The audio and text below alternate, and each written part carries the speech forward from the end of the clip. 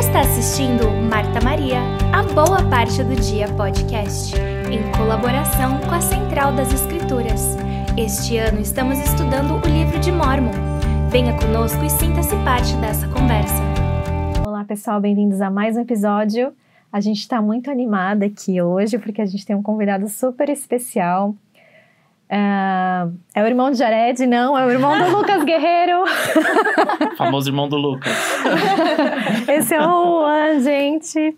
Juan, a gente está muito feliz de ter você aqui com a gente. Obrigada por ter vindo. Todas. Um prazer estar aqui, é muito legal estar aqui com vocês. Assisto sempre. Legal, obrigada. E a gente ficou sabendo aqui, né, que o Juan é o segundo, o Lucas é o mais velho, é isso? Por incrível que pareça, o Lucas é o irmão mais velho, eu sou o segundo. 1 ano e 3 meses de diferença, não é muita, mas tem uma diferença aí. E Juan, como é que foi, assim, conta um pouquinho de você, da sua história, para as pessoas te conhecerem, saberem quem que é o Juan. Tá certo. A sua família. Ok, dá uma pequena introdução, meu nome é Juan Guerreiro, como falou, também conhecido como irmão do Lucas. Isso é engraçado que quando eu voltei de missão, depois de 2 anos servindo missão lá na ala, o conselheiro do bispo foi me apresentar, tinha voltado de missão, a gente serviu um tempo junto, o Lucas voltou mais cedo, e no meu primeiro domingo que eu voltei da missão, ele falou, agora teremos... Ele não voltou mais cedo, ele voltou antes. Ele voltou antes porque é mais velho, é isso. Só pra isso, pra deixar claro, sim, pra ninguém, poxa. E quando ele foi me chamar pra dar o discurso, né, eu esperando, tinha preparado um discurso de chegada, já na missão a gente prepara, né, todo feliz. Agora teremos discurso do Lucas Guerreiro, que chegou da missão. E eu fui lá na frente e falei, ok, irmãos, mas eu não sou o Lucas, sou o Juan. E o conselheiro, não, tudo bem, tô acostumado. Eu tenho orgulho do meu irmão, então não tem problema. Mas é isso, eu cresci na igreja com pais que viviam o evangelho. Meus pais e minha mãe são conversos à igreja. Serviram missão, tiveram a oportunidade de servir missão. Somos uma família de 6 irmãos, 3 meninos, 3 meninas. Deles eu sou o segundo. E fiz missão na Bahia, em Salvador Sul, com o Getúlio, que estava aqui há um tempo atrás. Sim, ele foi seu presidente? Foi então. meu presidente. O primeiro presidente foi o Getúlio Silva, o segundo foi o Elton Weck.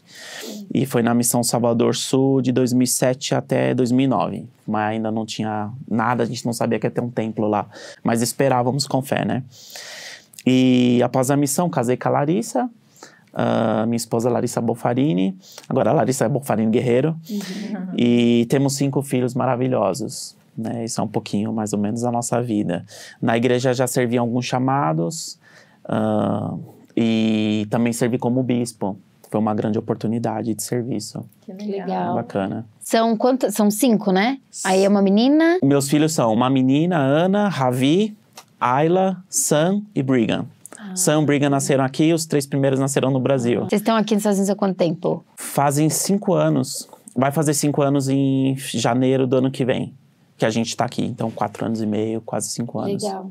Tem sido uma experiência bem difícil, desafiadora, mas também muito abençoada, muito legal. Parabéns pela família. Obrigado. A Larissa também canta em alguns vídeos, né, pra Central das Escrituras. Uma mãezona. E a gente vai chamar ela um dia pra vir aqui também. Sim, eu vou cuidar das crianças pra ela vir. Oba. A Larissa é cantora, musicista, toca violão, flauta transversal. Inclusive, foi através da música que a gente se conheceu. É bem legal a história. Legal. Conta a história agora. Falou que é legal, agora tem que contar. Okay. Você também era músico ou não? Sou músico, sou violinista. Toco violino, mas eu não segui carreira como ela. Ela é muito melhor que eu, infinitamente melhor. E ela foi chamada para tocar violão na formatura do Instituto São Paulo Norte. E uma amiga dela chamada Marcela, que não é da igreja, ia tocar violino com ela. Nesse domingo específico, eu nem conhecia a Larissa, mas nesse domingo específico eu fui na estaca Jaçanã, na ala Vila Medeiros, visitar uma amiga que recebeu o chamado. Então lá eu vi a Larissa a primeira vez. Quando eu olhei assim, a primeira coisa que eu pensei, falei, espero que ela seja solteira, né? Mas eu descobri que ela era noiva, né? Naquele dia também. Então, quando eu cheguei em casa, conversamos um pouco. Entrei na sala do Mas, eu vi que ela era solteira, fiquei feliz. E ela já entrou reclamando. Puxa, eu vou tocar violão, mas minha amiga não vai poder tocar violino comigo. E eu, oi, eu toco violino. Ela falou, quem é você? Ah, eu toco violino e tal, meu nome é Juan, sou da Estaca São Paulo Norte, outro destaque. Conversamos e marcamos... oportunidade. Não perdi, já fui rápido. Tinha aprendido a ser ousado na missão, né? Exato. Que missão na Bahia, se não é ousado, casado baiano não batiza. E aí combinamos de encontrar na Estaca Jaçanã, foi até onde a gente casou lá depois, na capela da Estaca Vila... Qual é o nome lá? Vila Jardim Modelo. Foi a capela que a gente casou depois. Nos encontramos lá, tocamos. Mas foi engraçado porque o presidente era o presidente Milder, nosso presidente Estaca.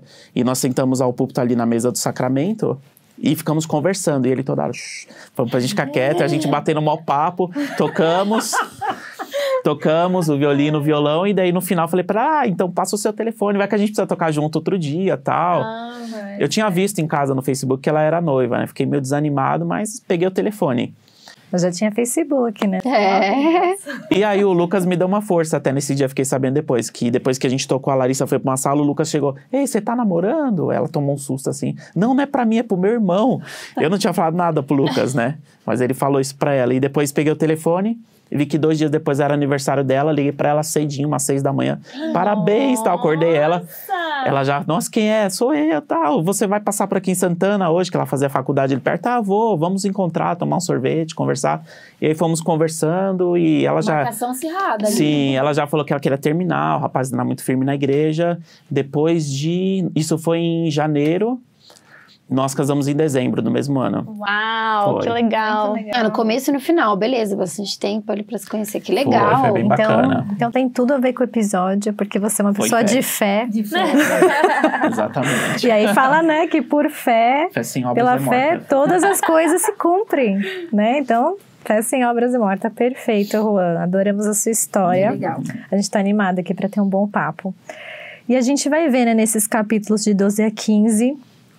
que no meio de toda essa maldade, a gente vai ver muita guerra, carnificina, né? A gente vai ver também um capítulo maravilhoso, que é o capítulo 12, que vai falar sobre fé, esperança e caridade. E aí a gente vai ver, né? A gente vai conhecer mais do profeta Éter no capítulo 12, dos versículos 2 ao 5. E depois Moroni, ele assume, né? Como nosso professor pelo restante do capítulo. E aí a gente vai ver as declarações de Moroni ao longo do capítulo. E no capítulo 13, ele resume muitas profecias de Éter, nos ensina sobre a Nova Jerusalém, que será construída no condado de Jackson, em Missouri. E ele também menciona sobre as 10 tribos perdidas que virão dos 4 cantos da terra. E aí a gente vai ver que o restante dessa lição vai falar muito sobre guerra, derramamento de sangue, destruição, até que no final lá do capítulo 15, o Coriantum, que é o único que resta, além de Éter, que registra, né, tudo isso. A gente vai ver, né, que como que esses resultados nos vão ajudar a resistir às tentações, aos malignos de Satanás, né, e ver que como a gente pode escolher de forma inteligente o caminho do Senhor, para a gente não ter um fim como esse, o fim dos jareditas, infelizmente. No manual do Vem Segue me fala, é preciso fé para acreditar em promessas ou advertências a respeito de coisas que não podem ver. Assim como foi necessário que Éter tivesse fé para profetizar coisas grandes e maravilhosas para um povo descrente. Foi preciso fé para que Moroni confiasse que o Senhor poderia transformar sua deficiência na escrita em força. Que ele menciona isso, né? Ele fala que ele está ruim na escrita. Imagina, né? Naquela época que tinha que escrever em placas, né? Então fala, e esse é o tipo de fé que nos traz seguros e constantes, sempre abundantes em boas obras, sendo levados a glorificar a Deus. Essa é a fé por meio do qual todas as coisas se cumprem. Eu estava pesquisando a diferença entre fé e esperança. E fui lá no ChatGPT. Eu gostei da definição que eu queria compartilhar com vocês, que fala assim, a esperança é um sentimento, uma expectativa positiva sobre o futuro. É uma confiança que algo que você deseja vai acontecer, sem necessariamente ter uma base concreta ou racional para isso. Por exemplo, você espera que um amigo se recupere de uma doença, né? Você espera, você tem um desejo. É um sentimento. A fé é uma crença firme em algo que muitas vezes tem evidências concretas, né? E aí fala que vem muito do conceito espiritual. E fala, né? Ter fé em Deus ou acreditar que um certo caminho espiritual levará à salvação. E aí fala que a esperança, ela é mais um desejo positivo em relação à expectativa para o futuro. E a fé é uma crença com mais profunda base e muitas vezes incondicional. E a gente sabe que a fé, ela requer ação, né? A fé não é só uma coisa jogada, né? Que a gente pode, né? Esse sentimento é só a esperança. A fé, ela é mais do que isso. Ela exige um passo à frente. Acho que é importante a gente ressaltar que Éter, ele foi um profeta de Deus, né? E ele surgiu, né, digamos assim, ali na época do rei Coriantumr. E Éter era um profeta do Senhor. Portanto, Éter surgiu nos dias de Coriantumr e começou a profetizar ao povo, porque não podia ser impedido em virtude do Espírito do Senhor que estava nele. Olha que interessante, né? Estava aqui brincando que o Juan foi ousado, então ele não pôde ser impedido, né? Porque estava com o Espírito do Senhor. E brincadeira à parte, olha mas... Olha aqui, ó, pois clamava desde manhã, ele ligou pra ela de manhãzinho já. Já foi o primeiro, tem que ser o primeiro. Ficou na memória. Brincadeiras à parte, mas realmente, ele era um profeta do Senhor e porque ele havia sido chamado pelo Senhor, ele precisava ajudar aquele povo, né? Lembrando novamente como o Senhor é misericordioso com seus filhos. Ele sempre dá o caminho, né? Sempre dá o escape. E nesse momento seria realmente o profeta Éter ali para as pessoas que estavam dispostas a ouvir. E os profetas, eu acho que eles têm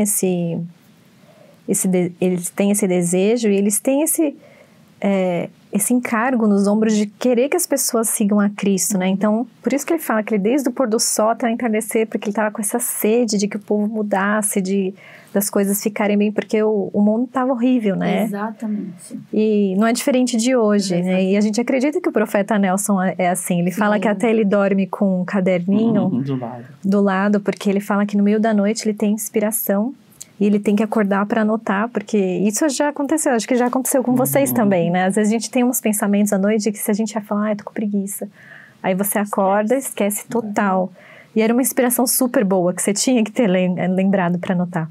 E não é interessante que eles viviam num tempo muito, muito, muito difícil. Aqui, tanto é no versículo, no capítulo anterior, no 11, no 23, tá falando que Coriantumr gerou a Éter e morreu, tendo vivido em cativeiro todos os seus dias. E o discurso de Éter é o quê? Fé. Ele podia ter tanta coisa para reclamar, né? Mas ele tinha fé. Esse era o tema dele. Ele estava proclamando, não podia ser impedido de proclamar fé. E esse é o primeiro princípio do evangelho, né? Que é fé. Eu falei aqui sobre o que é fé e tal, e eu não perguntei para vocês e nem para o nosso convidado o que vocês acham sobre isso, né? Da definição de fé. Eu sei que a gente vai falar aqui. Você quer entrar um pouco nesse assunto, Juan? Sobre a parte doutrinária, quero sim, Carol. Sobre a parte doutrinária da fé, eu lembro que eu aprendi muito disso na missão e tenho estudado esse tema na minha vida. Joseph Smith ensinou 3 coisas que precisa para ter a verdadeira fé. A primeira é acreditar em Cristo, acreditar em Deus. A segunda é acreditar nos seus atributos. Acreditar que Deus tem todo o poder, que Ele sabe todas as coisas, Ele é onisciente, onipresente, onipotente. E a terceira é agir. Se a gente fizesse uma escala percentual, né? Se a gente colocasse assim, acreditar em Deus, talvez seria 10%. Se a gente colocasse acreditar nos seus atributos, mais 10%. E se a gente colocasse fazer, agir, talvez isso daria 80%. Me ajuda aí na matemática. Então, 80%. Então, a fé, ela é maravilhosa, mas agir, segundo a sua fé, é o que vai trazer o poder de Deus. É isso que Joseph Smith ensinou aos membros da igreja, né? Com a restauração. Isso também está no livro de Mosias, né? Tem uma escritura lá que diz, acreditar em Deus, acreditar que Ele criou todas as coisas, que Ele tem todo o poder, e se acreditar nessas coisas, procurar e fazê-las. Então, a gente precisa fazer. Isso é muito importante. Acho que isso é importante para a base doutrinária. E mais uma citação que eu tenho aqui que eu achei bem legal, que foi o presidente Brigham Young, gosto muito dele, tanto é que meu último filho tem esse nome, né, Brigham. Diz assim, tenho fé em meu Deus, e ela é proporcional às obras que eu realizo. Não tenho confiança alguma na fé sem obras. Se as pessoas simplesmente fizerem com que sua vida seja repleta de boas obras, isso aqui é uma promessa que ele faz, asseguro-lhes que terão fé nos momentos de necessidade. Eu me preocupava muito no passado, até hoje às vezes, né? Puxa, será que a gente sabe que a nossa vida vai ter provas lá na frente, e dá um medo às vezes, né? A gente fala, puxa, pode ser que aconteça alguma coisa, mas se a gente viver as coisinhas simples do dia a dia, a promessa dos profetas é que a gente vai ter fé para passar por aquilo, né? Eu tenho algumas, não sei se eu posso contar agora, pelo menos, eu tenho umas experiências aqui de fé. Uma que aconteceu foi com a minha mãe. Quando a gente era pequeno, a gente mudou para Santos, e Santos foi muito bom para a gente crescer, era uma cidade um pouco melhor que São Paulo. Tinha praia, tinha muita diversão, né? Mas chegou um momento que estava muito difícil para o meu pai sustentar 6 filhos sozinhos. Então, minha mãe precisava trabalhar para ajudar. Ela não sabia o que fazer. Ela deixou a carreira dela, ela tinha um concurso público em São Paulo, deixou para ir para Santos. Então, ela não sabia o que fazer. Eu acho que eu tinha, na época, 13, 12 anos de idade. E isso foi antes da Sarinha nascer, né? Então, eu devia ter uns 11 a 12 anos. E ela orou muito, jejuou muito, perguntou com meu pai, fizeram conselhos, não sabia o que fazer. E ela sentiu, vai para São Paulo. Ela pegou um ônibus, a gente não tinha carro, foi para São Paulo, chegou lá, pegou um metrô, sem saber o que fazer. E ela foi andando no metrô e uma senhora sentou do lado dela. E ela começou a conversar com essa senhora. A senhora falou assim, ó, eu vivo no Nordeste e tal, uma coisa que me dá muito dinheiro, eu vendo ervas medicinais, né, chá para isso, chá para emagrecer, chá para dores, coisas nos rins, pedra no rim, quebra-pedra. Tanto é que eu sei um monte de chá. Que eu não quiser chá, cresci ouvindo e tomando chá. Até um adendo, quando eu fui pra missão, minha mãe mandou uma mala só de chá. E eu tinha um monte de chá. Chá pra isso, chá pra aquilo, tudo na missão. Eu era o curandeiro da missão. E essa mulher falou pra ela, e ela nunca tinha pensado nisso. Então ela foi pra zona cerealista lá em São Paulo, naquela região, comprou com o dinheirinho que ela tinha um negócio lá de chá, umas bolsas, levou pra Santos.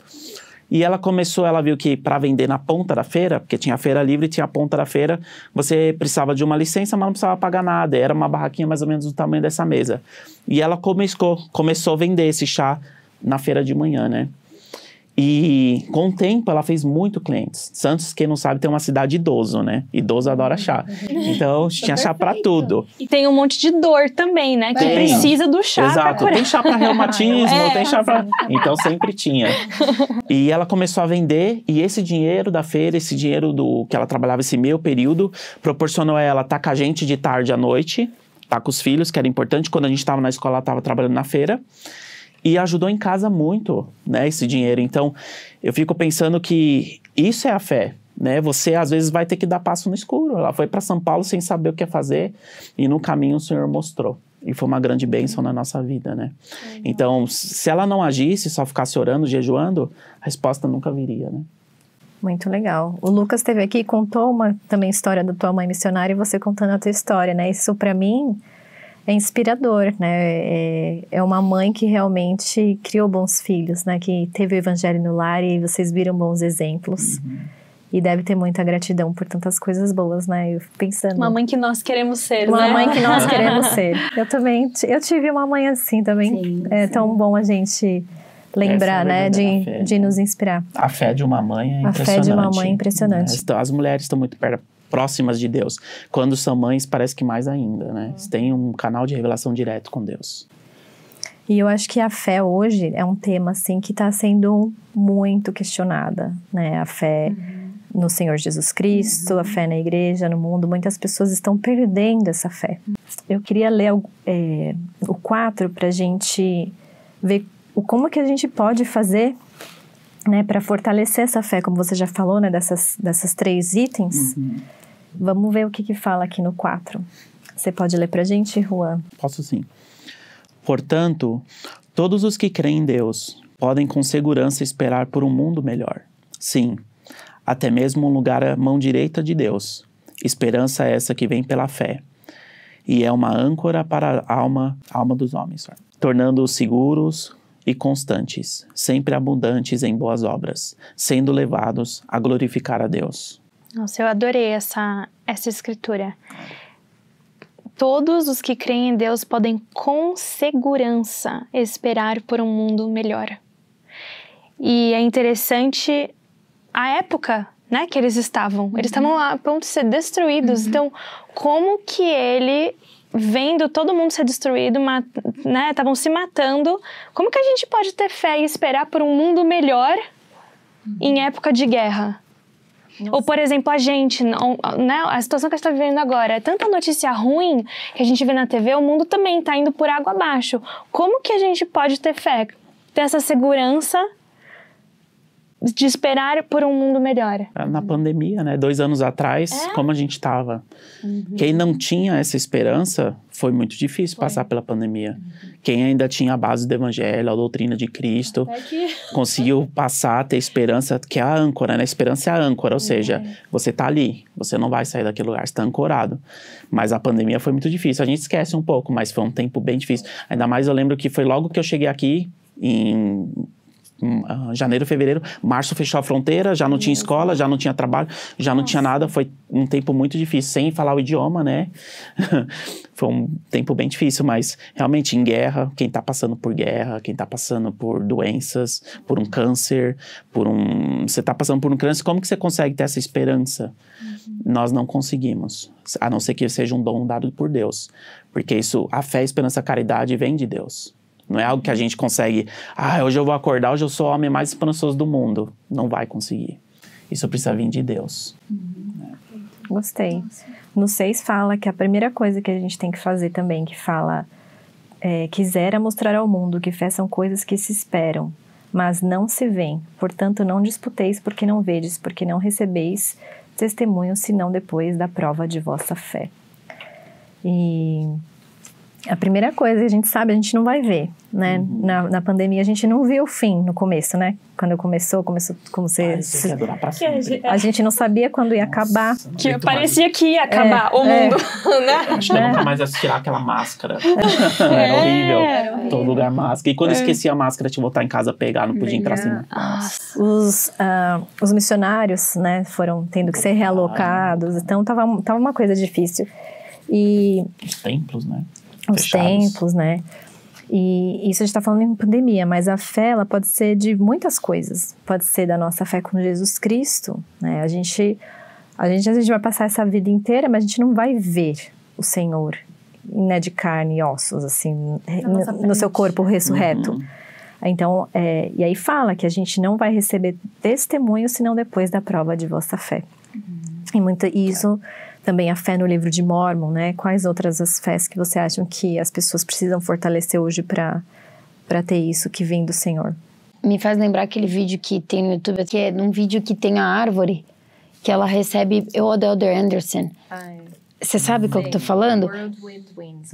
Isso. Eu não lembro em inglês. A árvore fica mais forte com o vento. Exatamente, com o vento. Ou a palmeira, né? Isso, com as provações, com as dificuldades, com as tentações, né? E daí vai mostrando Jesus Cristo ali, naquela árvore, né?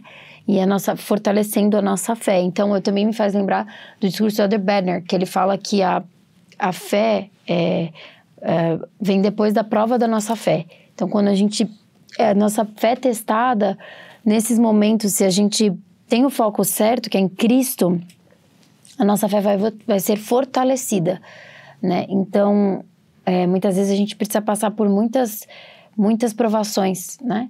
Para que aquele conhecimento, né? Conhecimento, fé, conhecimento, né? Enfim, a nossa fé, ela possa ser fortalecida, ela possa ser aplicada, né? Acho que muitos de nós, a gente já teve muitas situações na nossa vida, com certeza, né? A gente que tem família, que tem filhos, mesmo se estiver solteiro, enfim, qualquer época da nossa vida em que a nossa fé é posta à prova, né? Eu fico pensando que talvez em algumas fases da vida foi mais fácil fazer A e B do que, né? Por exemplo, pagar um dízimo, né? Logo que eu comecei a trabalhar, que era só eu, não precisava sustentar a casa. Depois que você compra algumas coisas, que você quer mais conforto para sua família, talvez o dízimo seja uma coisa um pouco mais... Não seja a primeira coisa na qual você quer fazer, né? Ou pensar em fazer. Então, ali você precisa ter a fé, você precisa aplicar a sua fé, né? Então, eu não sei se responde muito bem, Carol, o que você falou, o que você perguntou, mas todos nós temos a nossa parte de fraqueza com relação a princípios do Evangelho, com mandamentos, né? Mas nesse mesmo capítulo, Carol, se você me permite, queria até pular um pouco mais de como realmente o Senhor, como eu tô falando aqui, né? Que a nossa fé é nele, como ele pode tornar a nossa fraqueza em algo muito, muito forte, né? Em força. No versículo 12, ele fala assim: pois, verdade, vamos lá. se não houver fé entre os filhos dos homens, Deus não pode fazer milagres entre eles. Portanto, ele não apareceu, senão depois que tiveram fé. E acho que isso acontece muito nas nossas vidas, né? Às vezes a nossa fé é testada até o último, né? O refinamento, às vezes, é muito grande. Mas depois que passa, o Senhor vai se manifestar. E a gente vai ver e fala que vai ser um testemunho, né? Sim. Eu passei por uma experiência dessa, se me permite, com a minha terceira filha, a Ayla. Né? Quando ela nasceu, eu era bispo, lá na Estaca Santo Amaro. E ela nasceu super bem, mas no outro dia, quando eu fui dar ela para a Larissa amamentar, né? Ela estava sem respirar. Começou a ficar roxa, não estava respirando, tentamos tudo. Tive que sair correndo com ela no hospital, no corredor. Levei até a enfermeira, ela fez as massagens, usou tudo. E ela voltou a respirar. Nisso ela foi para a UTI pré-natal. Ficou lá umas 2 semanas. Foi muito difícil esse período. Né? Eu falo para ela, você já me assustou e deixou sem dormir um tempão, papai. E a gente pensou que agora tá tudo certo, tá tudo bem. Quando a Ayla fez 1 ano, ela começou a ter várias infecções no sangue. Infecções pesadas, assim, assépsias. Teve 2 assépsias bem graves que quase morreu. E numa dessas vezes que ela estava internada no hospital, a gente não sabia porquê daquela infecção. Os médicos não sabiam porquê daquela infecção. Era o melhor hospital infantil de São Paulo. E eles pesquisavam e ela fez um monte de exame. Ela nem aguentava mais furar o bracinho, não tinha como furar, que era muito exame. E ela tinha 1 ano de idade. Foi muito difícil e a gente não dormia, preocupado, chorando. E num dessas ela estava muito mal, a febre muito alta. A gente foi para o hospital. Quando chegou no hospital, a médica viu, tirou o sangue e falou, ó, ela precisa ir agora para cirurgia. O potássio dela, eu não me recordo agora se era alto ou se era baixo, eu sei que o coração ia parar a qualquer momento. Os médicos aí respondam depois, eu esqueci. Minha memória não tá tão boa. Mas eu sei que isso foi um susto pra gente, né? Qualquer hora minha filha pode morrer. E a gente tava ali do lado no leito e ela tava tão mal que ela já não falava. E nisso, minha esposa e eu, a gente chorou, ela fez uma oração. E na oração eu aprendi um princípio muito grande de fé. Eu não tinha coragem de fazer oração como a Larissa fez, mas ela fez. E ela disse assim, Senhor Deus, a gente quer que ela fique curada, tudo, mas seja feita a tua vontade. Se você quiser levar ela, seja feita a tua vontade. Eu acho que naquele momento, quando você vê um filho assim quase morrendo e os médicos com a cara preocupada, o rosto preocupado, aí você sabe o que é ser um pai e uma mãe, de verdade, né? E foi muito difícil. Então a médica repetiu 3 vezes o exame de sangue para ter certeza. E isso demorou mais ou menos umas de 6 a 7 horas. A cada 2 horas vinha um resultado, não deu certo, vamos fazer outro. E no último exame de sangue ela estava normal, né? Tudo deu certo. Porém não resolveu o problema, as infecções continuavam. Dei bênção, oramos, nome no templo, fizemos tudo. Fomos em vários médicos especialistas, gastamos muito dinheiro também, um pouco que a gente tinha, gastamos também. E mudamos para cá, porque eu vim em dezembro, saí do trabalho, trabalhava para a igreja lá nos últimos 5 anos, no escritório da igreja, saí. E viemos para cá preocupados, porque sabemos da doença da nossa filha, que ninguém sabe o que era, e não queremos que ela tivesse outra sepsia, porque isso é muito grave. Os antibióticos de largo espectro, só aquilo salvava, mas a gente fala, o antibiótico uma hora não vai funcionar mais, né? Isso tem um limite. Ela já tinha tomado várias vezes antibiótico. Quando chegamos aqui, um médico, ela teve infecção de novo, e o médico foi muito inspirado. Ele falou, eu acho que ela tem refluxo urinário. E também em São Paulo descobrimos que ela tinha doença celíaca, né? Que ela não pode comer glúten. Minha esposa, meus filhos têm.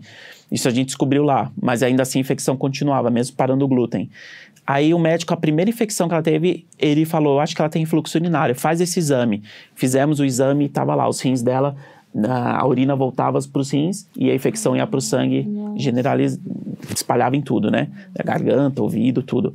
Nisso ela fez a cirurgia aqui no hospital em Utah, em Salt Lake, no Primary Children, e deu tudo certo. Foi difícil tudo, a cirurgia, jejuamos, os amigos, oramos, e hoje ela tá super bem.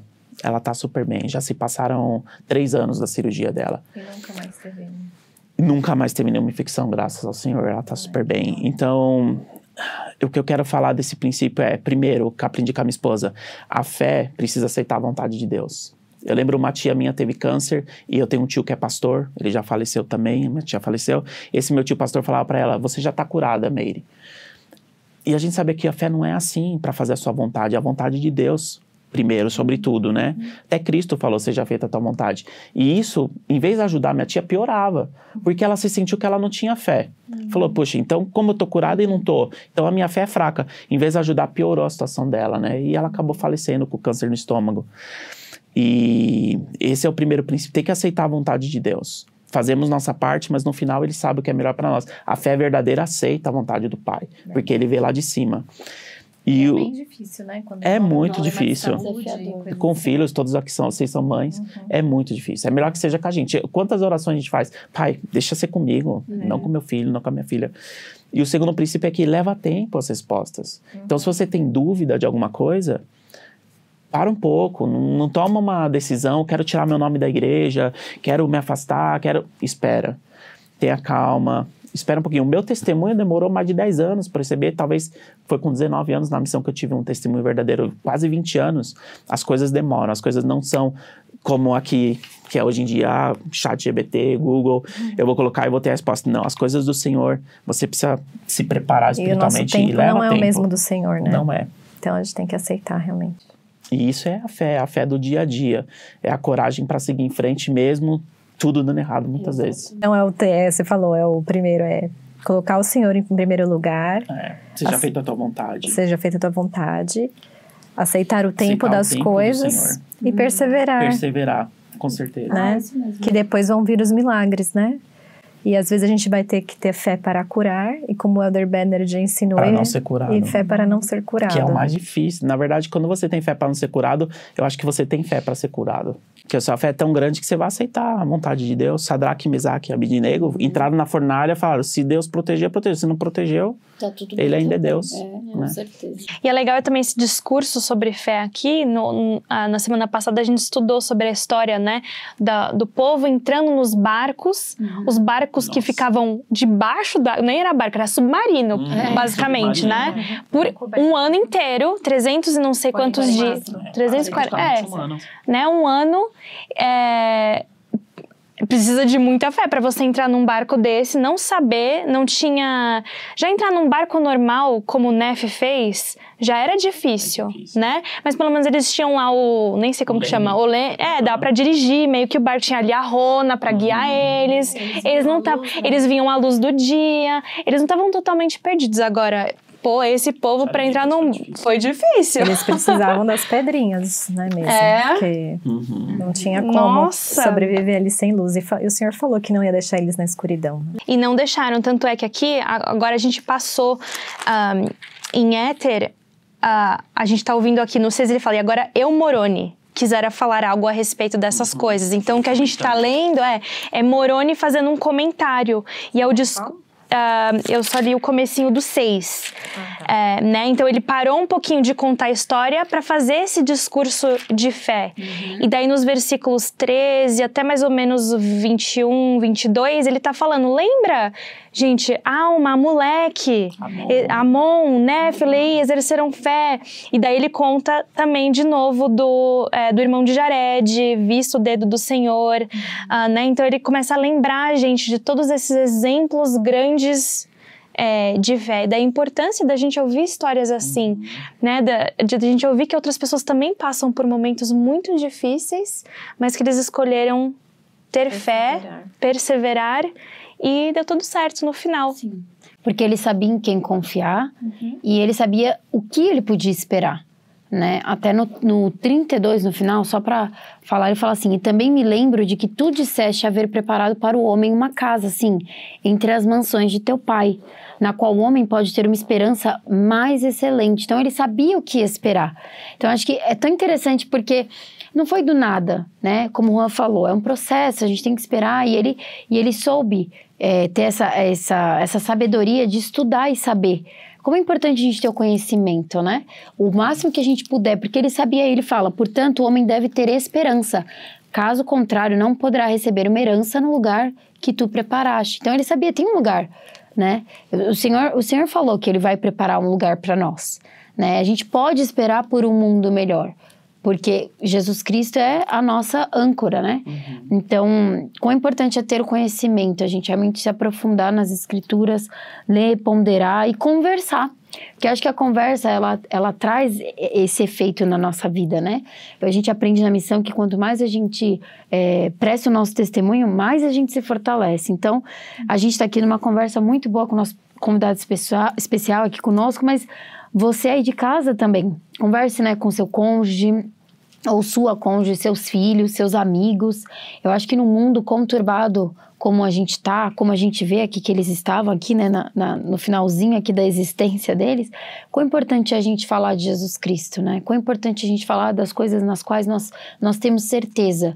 Porque isso traz um reflexo para nós mesmos, aqui fazendo uma terapiazinha aqui com a gente, tá brincando? Né? Muita gente fala de olhar no espelho e falar algumas coisas para nós mesmos. Então, quando a gente fala, é para nós, né? Que muitas pessoas, a gente tem muitos amigos aqui que se afastaram da igreja. Não dá nem para contar mais, de tantos que se afastaram, por causa de dúvida, né? É normal ter perguntas, mas quando a dúvida vai ao coração, isso é um problema. Então, procura com pessoas que você confia, bispo, presidente de estaca, seus pais, líderes, quem está acima. Nunca quem está no mesmo nível, porque quem está no mesmo nível, muitas vezes, não vai saber essas respostas, pode até piorar a situação. E quem está abaixo, ou se afastou da igreja, ou persegue a igreja, pior ainda. Não vai te ajudar em nada. E você repara que essas pessoas se afastaram, eu vou pegar apenas uma coisa, a felicidade que elas tinham antes no evangelho e que elas têm hoje. É muito diferente, né? A gente tem amigos aqui que se afastaram, minha esposa e eu, que o semblante mudou. A gente vê que está passando por momentos difíceis, porque se afastaram da luz do evangelho. Né, esses amigos específicos até pediram para tirar o nome da igreja. Por causa de dúvidas, coisas que é fácil, só você vir na biblioteca do evangelho e ter as respostas. Mas eles preferiram acreditar nas dúvidas. Eles preferiram, sabe, rebeldia, dúvida, tudo isso a gente vai ver depois que aconteceu, né, nos próximos capítulos, que ele não seguiu o profeta, né, e isso vai nos afastar de Deus. No final não vai, a recompensa de Satanás não vai ser boa, né. Então, se ele tem... não para, né, Satanás também não para. E não existe dúvida besta, pergunta besta, se é uma pergunta qualquer, faz, não fica com isso no coração guardando, sabe, seja sobre poligamia, sacerdócio aos negros, alguns assuntos que dizem que são polêmicos, tem tudo as respostas, procura, né? Não deixa isso ficar no seu coração, porque isso não vai te trazer coisas boas, né? Eu gostei, Laís, que você falou do espelho também, porque aqui é o que Moroni tá fazendo aqui. Isso. Não é? Ele tá escrevendo sobre fé, mas quem precisava ouvir esse discurso de fé era ele mesmo. Porque ele estava sozinho, ele estava vendo todo mundo, ele estava passando por um momento, ele estava vendo a civilização dele se destruindo. Né? Então, eu achei, esse foi o pensamento que eu tive. Ele estava escrevendo pra gente, também. Mas ele estava se fortalecendo ao mesmo tempo. E ele usou essas experiências, né? De, vamos lembrar de Nef, vamos lembrar de Amon, para se fortalecer e ter esperança num mundo que ia, numa civilização que estava sendo destruída, mas era aquilo que ele precisava para ele, para a alma dele naquele momento. Devia estar escrevendo e lembrando, tá acontecendo de novo aqui, né? A mesma coisa, que triste, né? Provavelmente chorando, triste, e estava acontecendo a mesma coisa outra vez. E no 26 o Senhor consola ele, ele fala assim, depois de ter dito isto, falou-me o Senhor dizendo, os tolos zombam, mas lamentarão, e não se aproveitarão de vossa debilidade, porque minha graça basta aos mansos. Então o Senhor, ele sabe que mesmo que as pessoas vão nos zombar por certas coisas que a gente defende, né? O Senhor, a gente sabe que a graça dele nos basta. Né? É a Ele que a gente serve, é a Ele que a gente tem que dar a glória, né? Exatamente, porque essa zombaria, ele fala que é até interessante a gente pegar, porque... Ele tá falando dele, como a gente pode também ter um relacionamento com o Senhor pensando aqui, né? Ele tá falando da deficiência na escrita, na nossa deficiência na escrita, né? Ele tá falando de uma... Se ele era deficiente na escrita, eu sou, então, né? Nossa, gente! Mas quando a gente tá a serviço do Senhor, a gente sempre fala que o Senhor prepara, né? Mas ele nos molda mesmo, e ele nos qualifica. Eu senti isso quando eu fui chamado bispo, missionário, não sei, acho que alguém que serve missão. Serviram. A gente sente, né? Que o Senhor... Ou quando é mãe, né? Quando a gente vai ter o primeiro filho, acho que o primeiro é o mais difícil, porque é tudo novo, né? Não sabe nada. Eu lembro o primeiro banho que eu dei minha filha, quase matei ela afogada. Eu tava preocupado em lavar o bumbum, as costas e a água na cara. ficou lá afogando a minha esposa. O que você tá fazendo? Oh, desculpa. Até hoje minha filha não entra na piscina, né? Não, brincadeira, ela entra. Mas a gente... É difícil, né? A gente tem essas fraquezas, mas a gente precisa lembrar que Deus vai nos qualificar. Eu lembro que eu chamei um secretário, quando eu era bispo, fiz um chamado no irmão para ser secretário financeiro. Ele não sabia nada de computador. Ele falou, bispo, como que eu vou ser secretário? Não sei. Sua filha te ensina em casa, o senhor chamou, você tem que... Então a filha dele ensinava ele em casa a usar o sistema da igreja e tudo. E hoje já fazem, acho que 7 anos isso. Hoje ele é o bispo da ala. Lá da ala que eu saí.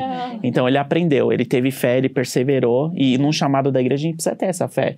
Porque são desafiadores. Qualquer chamado é difícil, porque qualquer chamado você está representando Cristo. Então você precisa fazer como Cristo faria no seu lugar. Qualquer chamado que não seja, importa. Né?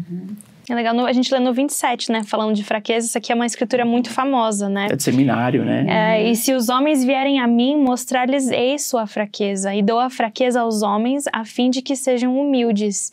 E minha graça basta a todos os que se humilham perante mim. Porque caso se humilhem perante mim e tenham fé em mim, então farei com que as coisas fracas se tornem fortes para eles. Que é essa experiência desse irmão, né? Uma coisa fraca se tornou forte. Hoje ele é o bispo, ele precisa usar o sistema, usa tudo, e ele aprendeu, e foi bom. Dominou. Porque ele até água na casa dele, agora pode usar o computador também. Sim. Excelente o trabalho que ele faz. Engraçado, no episódio do Tyler e do Taylor, né, da Central das Escrituras, ele falou sobre essa escritura, ele falou assim, às vezes a gente acha que às vezes a gente não vai se tornar também o melhor, né?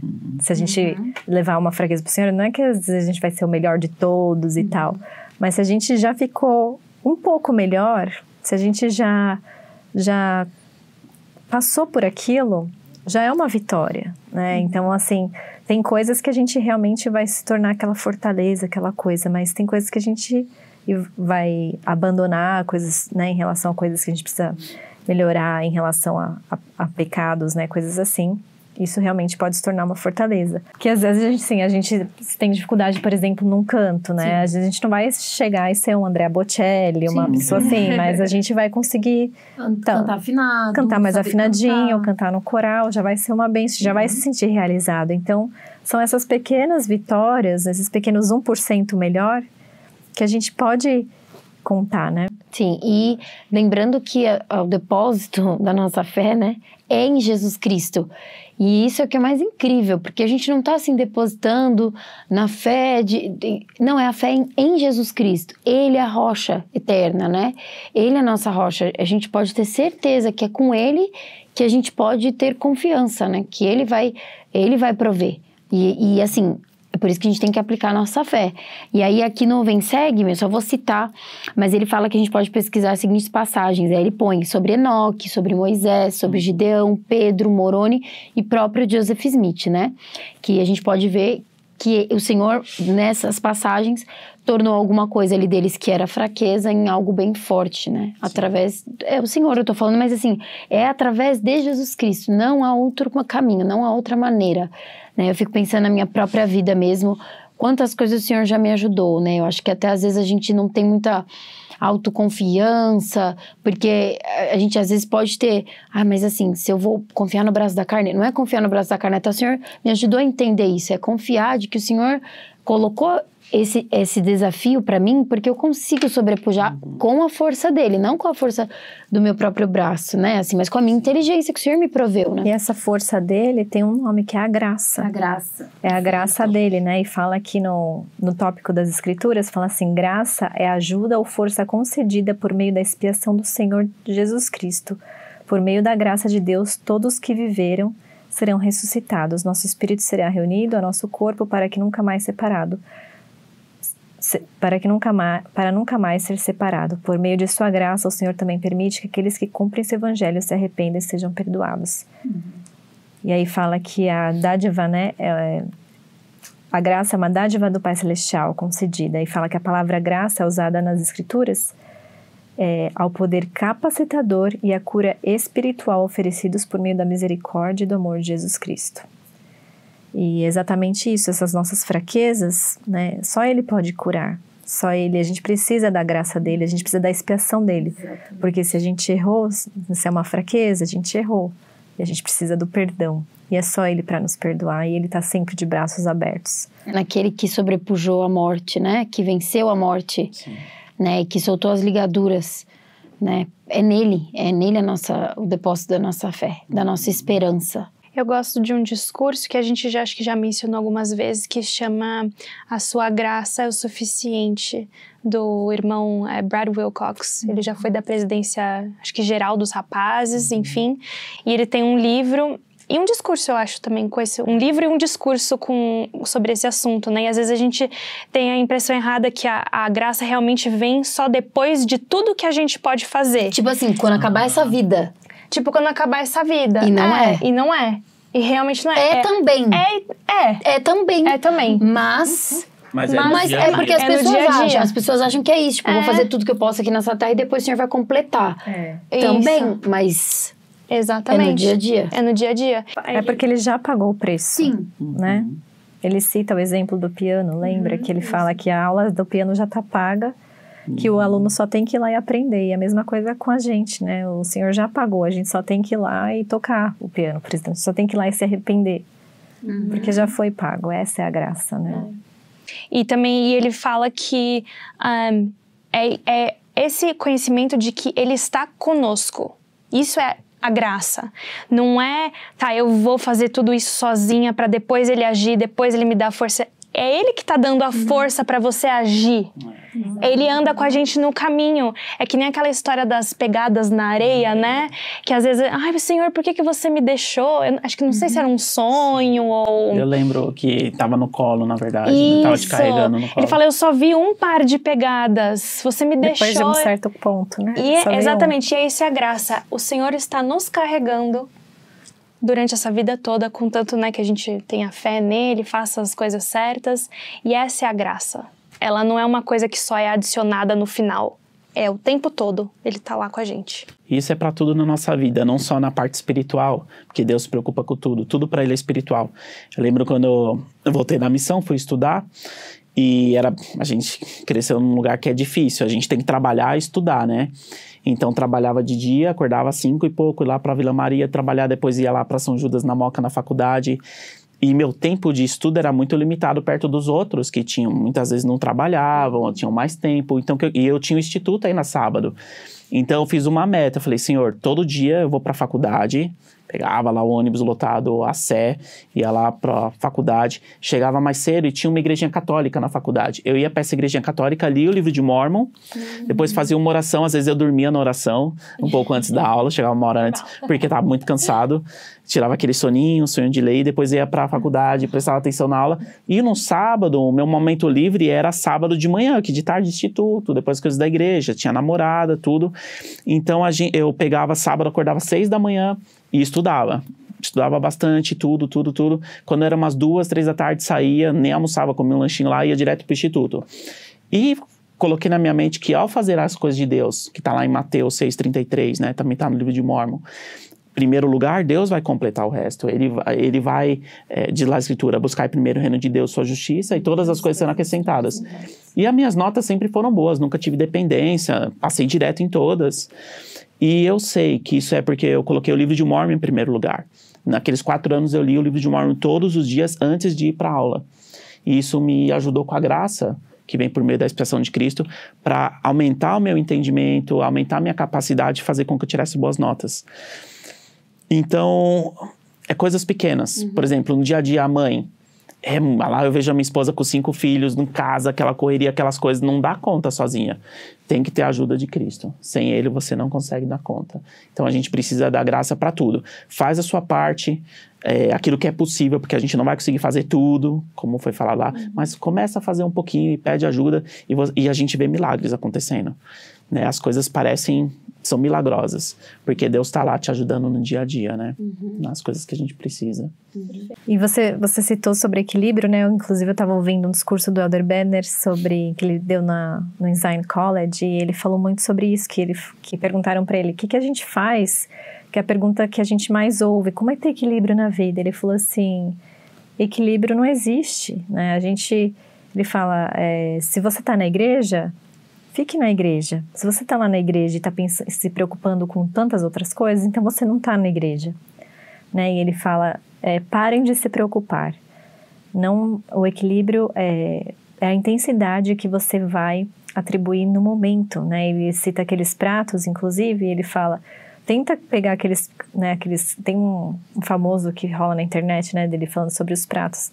E ele falou, ele repetiu nesse discurso, e ele fala, tenta você equilibrar todos na mesma intensidade. Ele falou, é impossível. Mesmo que você tenha os 4 pratos, ele falou, o 6º, o 7º vai ficar mais difícil de rodar na mesma intensidade.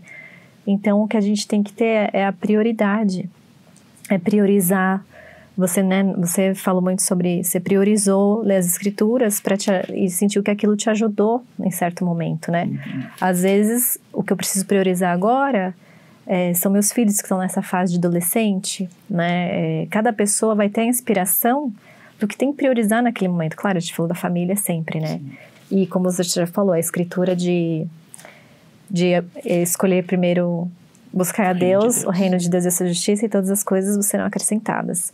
Então, dentro dessa escritura, a gente tem que orar no nosso coração qual que é a minha prioridade, né? O que Deus quer que eu ore, né? Às vezes ele até fala também no discurso que às vezes a gente fala assim, Pai Celestial, eu quero isso, isso, isso, né? E eu preciso disso até hoje, né? A gente dá às vezes um prazo. Como se estivesse fazendo uma compra, uma lista de compras, né? Quando na verdade a gente tem que orar, Pai Celestial, o que o Senhor quer para minha vida, né? O que eu preciso priorizar agora para que a Tua vontade seja feita, né? Para o que eu me torne, o que o Senhor quer que eu me torne. Para a gente ver a oração, né, como um relacionamento, tratar o Senhor como um relacionamento mesmo. A gente não chega para um amigo ou para o nosso cônjuge ou né, falando assim, eu quero isso, isso, isso, isso. É uma parceria, é uma troca de ideias, né? E a oração deve ser assim também, Senhor, o que eu posso fazer, né? O que você vê para mim? E a gente fica focado muito no me abençoe com isso e pronto, né? E esse relacionamento é muito determinado ao tema da aula, que é a fé, né? Acho que quanto mais próximo eu tô do Senhor, como você leu naquela promessa de Brigham Young, né? Mais forte é a minha fé. Mesmo que as coisas vão vir, né? Que você até falou da escritura da rocha e fala sobre isso, né? Quando os ventos turbulentos virão, esqueci o final da escritura, mas quando os ventos vierem, não vão te deixar cair. Porque na rocha que está do Redentor. Uma das coisas, só para um exemplo que eu separei aqui, que eu achei que era importante, senti que era legal compartilhar, porque muitas pessoas estão passando por isso, é problema com a pornografia, né? E então, eu quando era bispo, tive pessoas que tinham esse problema. É necessário fé, esperança e até caridade para vencer esse vício. A pornografia, estudei um pouco sobre isso quando era bispo, às vezes eu estudo um pouco sobre isso, não que eu vejo, tá? Mas eu estudo sobre o tema. Ela é tão mal, tão ruim quanto eram as drogas quando era jovem. A gente era jovem, na igreja a gente ainda é jovem, né? Mas eu lembro que não existia celular, nasci em 88, né? Então naquela época eu tava falando com a minha esposa hoje, não tinha internet assim, não tinha celular, não tinha as tecnologias e os problemas associados com isso. Mas a gente sempre ouvia de tal pessoa é viciada em droga, tá vendendo tudo na casa, e aqueles problemas, aqueles transtornos todo, foi internado. Hoje as pessoas estão sendo internadas por vícios em pornografia. E eu fui testemunha de pessoas que passaram por esse problema no casamento. E as esposas sofreram muito com isso, né? Claro que existe homem e mulher viciado, mas o caso que eu trago aqui foi de um membro da ala que teve problema no passado com isso. E foi muito difícil vencer. Muito difícil. Precisa de ajuda de psicólogo. Levaram-se quase 10 anos. Né? Eu peguei, ele já estava um tempo com esse problema, tentei ajudar muito e ele conseguiu vencer. Claro que é uma coisa que precisa de acompanhamento. E precisa também da ajuda da esposa, né? O que me admirou muito foi que a esposa não culpou ele, mas procurou fortalecer e ajudar. Porque uma vez que a pessoa é viciada na pornografia, os estudos dizem que a pessoa precisa colocar algo no lugar. Não só a abstinência, parei de ver. Porque aquilo ainda vai ficar no centro ali do prazer do cérebro e vai ficar trabalhando e a pessoa acaba com a vida, perde emprego, tem diversos problemas. Mas você precisa colocar a luz de Cristo, precisa colocar o Evangelho, precisa colocar coisas boas no lugar e é possível vencer esse problema através da fé em Jesus Cristo. Eu sei que muitas pessoas hoje passam por esse problema por causa do celular, né? Como a gente falou do equilíbrio. Eu às vezes estou passeando com o meu cachorro, tem gente passeando olhando o celular. Tem gente balançando, eu vi uma mulher balançando a criança no parquinho, olhando o celular. A gente pega foto, às vezes, todo mundo almoça em família, todo mundo com o seu celular. Então, isso criaram muitos problemas que não tinha no passado. Mas os princípios ainda são o mesmo. É necessário fé, esperança, caridade, que são os 3 que vão nos fortalecer para que a gente possa vencer esses problemas. Então, se alguém está passando por esse problema, o conselho que eu dou quando eu fui bispo é: procura o bispo. Não ache que você vai vencer sozinho. Eu vou vencer sozinho, eu sou forte. Não. Sem a ajuda de Deus, a gente não vence esses vícios. Precisa conversar com o líder, que não vai te julgar, mas que vai te ajudar a vencer. Porque quando a gente está envolvido num pecado, o sentimento que Satanás traz pra gente é que é vergonha, culpa, né? E que você é a pior pessoa do mundo. E que se você falar pro bispo vai ser pior. É melhor tentar resolver sozinho. É uma mentira. Vai, conversa. Todas as pessoas que confessaram pecados quando era bispo, né? Saíram do bispado chorando de felicidade. Entra chorando de tristeza e sai chorando de felicidade. Não por causa do bispo, mas por causa das chaves do sacerdócio, que abre portas para que você tenha uma vida leve, uma vida feliz. Então, eu senti importante comentar sobre isso, que se alguém está passando por isso, ou se o marido, eu sei que muitas mulheres assistem, está passando, apontar o dedo, culpá-lo, julgar, brigar, não vai resolver. Tenta levar ele para o caminho de Deus, através das chaves do sacerdócio, ele vai encontrar a cura espiritual, com certeza. E qual é o conselho, assim, que você daria para pessoas, não só nessa situação, mas, assim,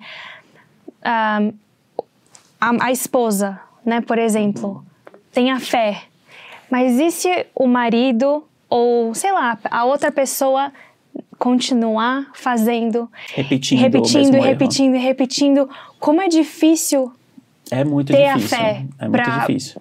Nesse caso específico, essa esposa, isso levou anos a cura, né?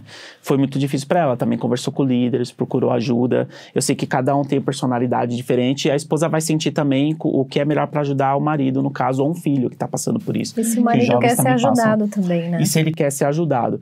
Mas a pessoa, quando tá viciada, os estudos dizem que ela já não pensa por ela mesma. A parte frontal do cérebro, ela meio que o que tá controlando ali é outra parte. Então é necessário abstinência, é necessário buscar ajuda profissional, os líderes, e não julgar a pessoa pelo pecado, né? Porque você tem que separar o pecado do pecador. Eu lembro que uma vez conversei com um amigo que era psicólogo, e ele falou que ele conheceu uma mulher, outro vício, o marido bebia muito, não era da nossa igreja, era uma mulher evangélica que buscou ele. Mas essa mulher foi um exemplo para ele. Ela falou: não vou desistir do meu marido, eu sei que ele vai encontrar com Cristo. E ela trabalhou anos. Esse homem parou de beber, esse homem foi para a igreja lá que eles frequentavam. Então, eu sei que às vezes na nossa igreja, eu digo assim, os membros, né, não digo algo da igreja, às vezes a gente quer tudo instantâneo. Né? Alguém tem um pecado, semana que vem já não pode estar mais pecando. Algumas coisas levam tempo. Às vezes é o teste da vida. Às vezes é o Getsemane que aquele homem vai passar, né? Esse vício, seja o cigarro, seja as drogas, seja a pornografia. Mas com o amor, tudo pode ser vencido. Mas precisa de amor, paciência, precisa de alguém que ajude a levantar, né? Eu lembro que o Helder Soares, uma vez a gente estava numa reunião, com um apóstolo, né? Ele já era apóstolo, e um irmão perguntou assim: até quando eu vou ministrar o irmão que não quer mais que eu visito ele, né? E aí o Helder Soares falou: você nunca vai desistir, porque Cristo nunca desiste da gente. Então a resposta: a gente nunca vai desistir. Tem que ter o espírito. Eu entendo que tem casos que é difícil, que existe divórcio, que existe várias situações, e a pessoa vai sentir revelação pessoal. Mas a gente tem que ter o companheiro do espírito para julgar quando precisa perseverar e quando precisa dar uma dura, né? As mulheres são boas em dar dura no marido, né? Elas sabem como a gente pode ser melhor. Isso é importante. Mas acho que esse é um assunto delicado, importante, e é uma realidade hoje, né? A gente abre o celular, tá lá. Nossos filhos são jovens, minha mais velha tem 11, e tá lá. A gente não dá celular em casa, fizemos uma meta que vamos dar só quando eles forem mais velhos. Mas ainda assim os amiguinhos na escola têm. Então você não, né? A gente não controla. Por isso a gente tem que tentar ensinar os princípios e não ter medo dos assuntos, assim, fortalecer. Através da fé, da esperança, da caridade, eles vão vencer essas dificuldades, né? Que tá cada vez maior no nosso mundo hoje. Eu acho que é o que está destruindo a gente hoje, né? A nossa nação. Está destruindo. Bom, acho que a gente abordou bastante, né? Sobre a fé. É um tema que é bem gostoso, dá pra gente ficar falando horas e horas. porque é um assunto que a gente precisa todos os dias fortalecer a fé, né? E o Senhor, Ele faz parte da nossa vida aqui na Terra. A gente está aqui para vencer essas provações, para a gente fortalecer a nossa fé, porque a gente sabe que um dia que todo mundo vai morrer, né? Um dia tudo vai ser revelado para a gente, mas agora é requerido que a gente tenha fé. Então, e sem fé, né? Sem fé nada sois, tem tantas coisas que a gente tem, tantas escrituras que falam sobre fé. Os profetas nos ensinaram muito sobre fé. E cada vez mais o profeta Nelson também tem falado sobre fé de preparação, coisas que estão por vir, que já tem, né, muitos sinais da segunda vinda, e nós somos um povo que espera por essa segunda vinda. E a gente precisa ter essa fé, precisa dessa preparação para que tudo seja cumprido, porque nessa, né, os justos precisam orar por essa segunda vinda, precisam esperar por essa segunda vinda e fazer a nossa parte, que a gente sabe que quando ele vier, né, quando ele vier, tudo vai ser melhor. A gente vai viver em paz e a gente anseia por isso, né? Os justos, tô falando dos justos, né? Às vezes a gente se acha inadequado para falar como justo, mas a gente é um povo que escolhe o certo, mesmo com as nossas falhas, com as nossas fraquezas. A gente está tentando dar o nosso melhor. As pessoas passam por tantas coisas difíceis. A gente não sabe porque tal pessoa passa por isso, tal pessoa passa por isso. Às vezes a gente passa por certas coisas e muitas vezes a gente não vai ter essas respostas aqui nessa vida. Mas o Senhor conhece cada um de nós. Ele conhece o nosso coração.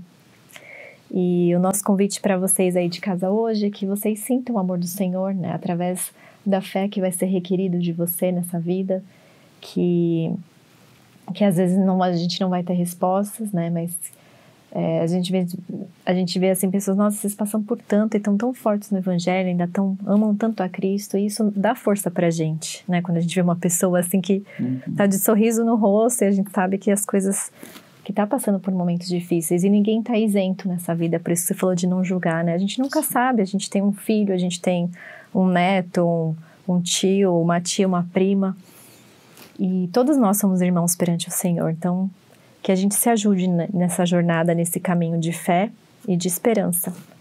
Então, obrigada por você estar aqui, que você possa pensar em alguém que precisa ouvir dessas palavras, de fortalecer a tua fé. Conta aqui pra gente o que você faz, ou se você passou por alguma história que foi requerido de você exercer muita fé, que possa ajudar outras pessoas, e a gente pode compartilhar lá nos nossos stories. Obrigada, Juan, por ter estado aqui com a gente. Obrigada. Contribuiu muito, né? O irmão do Lucas é mesmo irmão do Lucas. Foi muito bom a tua visão, né, madura das coisas, de lidar, né, de ser um pai. Eu tenho certeza que a sua mãe é muito feliz de ter um filho Obrigado. Como vocês. E obrigada por você estar com a gente. Boa semana. Até mais. Muito obrigada por estar aqui. Se você gostou do nosso conteúdo, deixe um like, um comentário e se inscreva no nosso canal. Nosso podcast também está disponível no Spotify e Apple Podcast. Se você quer ficar mais ligado ainda no nosso conteúdo, nos siga no Instagram, em @MartaMariaPodcast.